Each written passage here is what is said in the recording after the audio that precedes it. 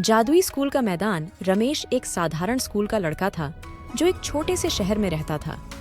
उसे रोमांचक और रहस्यमयी किताबें पढ़ना बहुत पसंद था।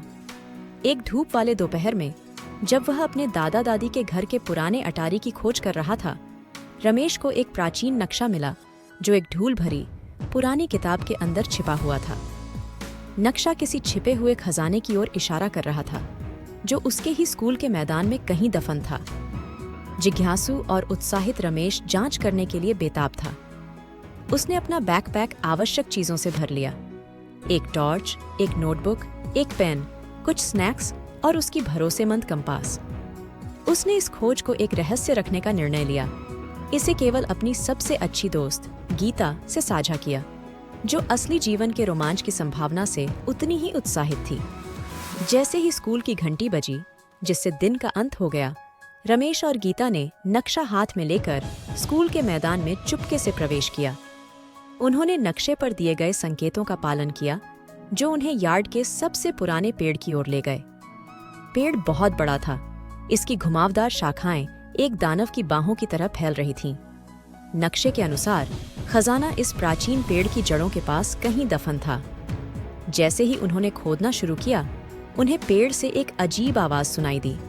अचानक ट्रंक में एक गुप्त दरवाजा खुला, जिसमें एक छिपा हुआ मार्ग दिखाई दिया। रमेश और गीता ने उत्साहित नजरें बदलीं और बिना किसी हिचकिचाहट के रहस्यमयी सुरंग में प्रवेश किया। मार्ग उन्हें एक भूमिगत भूल भुलैया में ले गया, जो घुमावदार गलियारों और छिपे हुए जालों से भरा था। दीवारों पर प्राचीन नक्काशी और प्रतीकों से सजाया गया था, जो एक लंबे समय से भुलाए जा चुके सभ्यता की कहानी बता रहे थे।